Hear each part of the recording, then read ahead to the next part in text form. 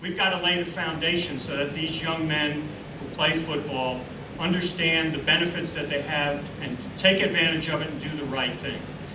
The other big issue, of course, with football that's a threat, I think, that we've got to watch is the issue of concussions. And you're hearing people like Kurt Warner and other former players that say that they're not sure they would ask their son or would let their son play football. That's a real concern, I can tell you, for not only conference commissioners, but Roger Goodell, the commissioner of the NFL, and anybody who's associated with football, because it is a threat and it's a concern.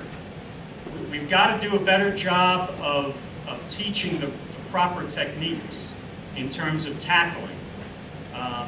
You can say a lot of things about what ESPN has meant to sports, and I realize looking at the high school athletes here, you don't know a time that there wasn't ESPN. I do, several in the room maybe do. But ESPN has made a great impact in a lot of different ways, a lot of them positive. Our conference gets a lot of exposure through the games that we produce on ESPN, so I appreciate what they do. But ESPN has made it popular to show the big hit and the guy getting blown up. And a few years ago they had a segment every week that they call He Got Jacked Up, where they'd show these helmet-to-helmet hits, and fortunately they've stopped doing that. But I do think, and I know the coaches in here and coaches I've talked to agree with me, we've got to kind of change the culture as to what is a good play on defense. It needs to be a proper technique where you don't lead with your head, so we can kind of get some of the concern about concussions out of the way, because I do think it's a potentially dangerous threat to the sport of football. The other issue that we all deal with, and Coach Nichols mentioned it, and a couple of the others did, and that is that they want the support of the community to come to the games. Well, if you look at the trends, attendance is starting to go the other way in college football and pro football. And I think the big reason is it's become so comfortable and so easy to watch a game on your living room television in high definition on a flat screen TV that people are now questioning, do I want to fight the traffic? Do I want to leave the house? Do I want to pay $8 for a beer at a pro stadium or higher, I'm sure? There are now, you're seeing some of the colleges, particularly at the Big 5 level, the Big 10, the Pac-12, Big 12, etc. They are rewiring their stadiums. They are trying to figure out ways to make the experience of watching a game in person almost as good or as good as watching in your living room, because fewer people are going in, and we're even seeing that. We see it in the Southern Conference, and it's happening at the bigger conferences as well.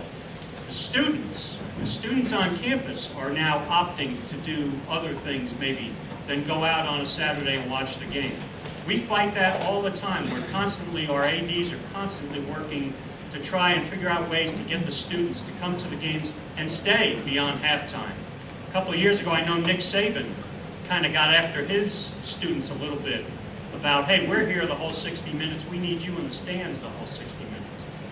It is an issue, and I think it's, the good thing is football's never been more popular than it is right now. And if you look at the ratings, the college ratings, the pro football, NFL ratings, they're all up. People watch football, and I think a big part of that is the advertisers recognize that football and sports in general is what I would call DVR proof. Nobody likes to watch a sporting event on tape that occurred 4 hours ago. Everybody wants to watch it live so you can get on social media with your friends or see what people are saying about the game. Social media has even emphasized it more, that people want to see sports in real time.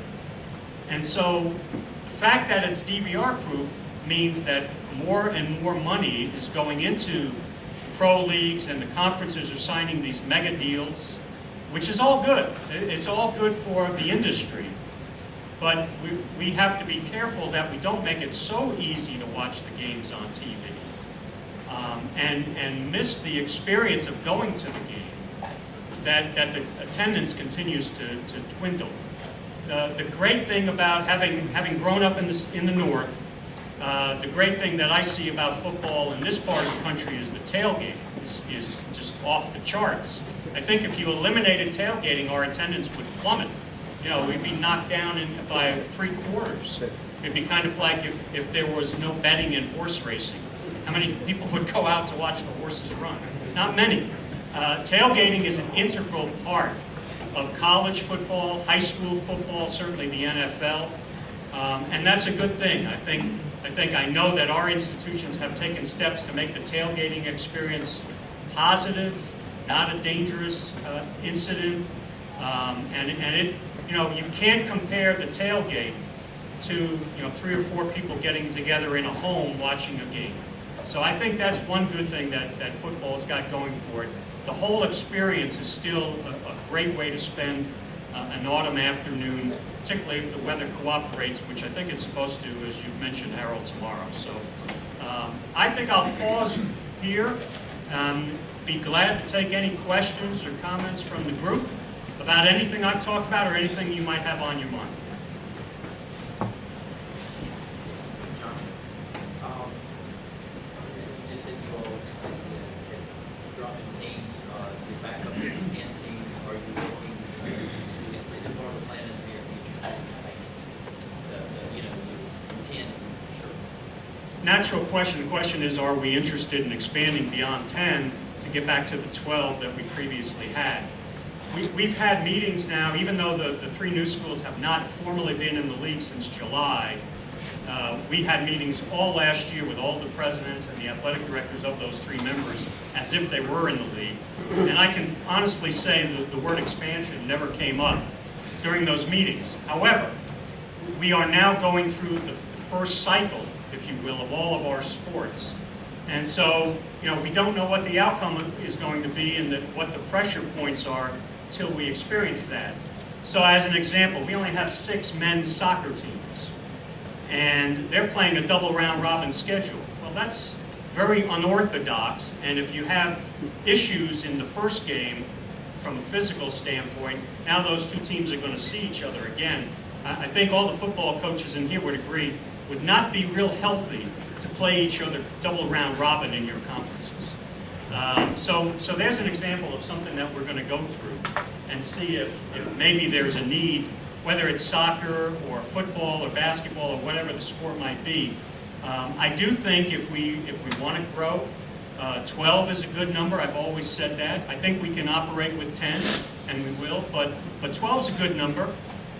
You know, will there be opportunities? Perhaps. I think right now we're keeping our ears open, but my number one goal is to stabilize and get to know the members now as they start competing against each other. Yes, sir. How does that work? Do schools come to the conference and offer themselves or apply, or do y'all go out and recruit schools? It's kind of a combination of both. It can be a combination of both. The question was, do schools, prospective schools that might be interested, do they contact us, or do we make the initial contact? It's actually happened both ways. I don't think there's any real set reason or rhyme or reason to it. You know, when the ACC pulled some of the schools from the old Big East, there was a lot of bad blood between the commissioners when that happened. I've always tried to maintain a good working relationship with the other commissioners, and when we do talk to a school, I've contacted that commissioner and said, look, you know, we would like to talk with a member of your conference, and they've done the same with me. It wasn't very pleasant getting those 5 phone calls, I assure you, but I was grateful that I at least heard from those commissioners in advance.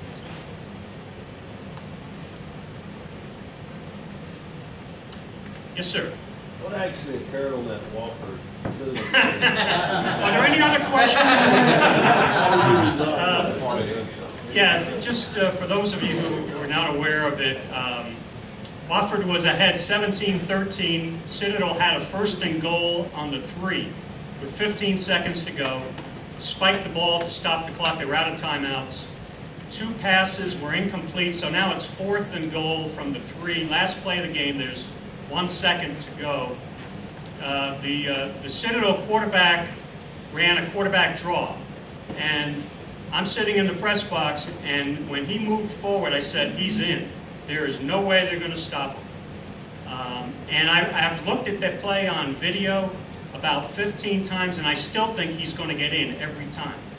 But the Wofford defensive tackle fought off the block, hit him at about the 1.5, spun him around. The Wofford linebacker kind of sealed him on the goal line. The quarterback's right shoulder was clearly on the goal line, but the ball was in his left arm, and the ball never crossed the plane. I talked to my coordinator Saturday night, obviously.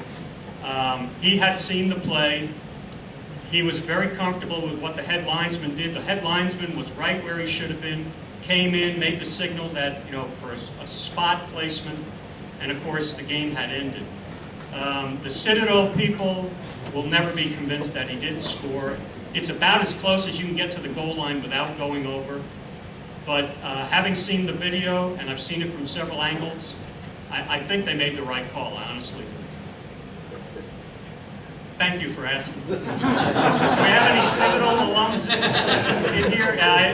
I don't think I have gone to a touchdown club without a Citadel alumna there, and so I figured that was coming. Yes, sir. I think Seth Reynolds and I both saw it from the 50-yard line. It was the right call.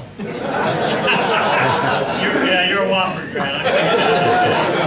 Yes, sir. Yeah, the funny thing, the athletic director at Wofford is a Citadel grad, and I spoke to him the other day, and I said, some of your alums, your colleagues, are giving me a hard time about it. He said, they made the right call. What are you talking about? It all depends on what side of the street you're on, but we only want the games to be good games. That was as good a game as you could ask for, and it couldn't have come to a much more closer decision. It was truly a great college football game. Well, I want to thank you all again, Greg, and all the members of the Touchdown Club. I've enjoyed it. Wish you all the best of luck to the teams tonight. Harold tomorrow against Coastal. Thank you very much.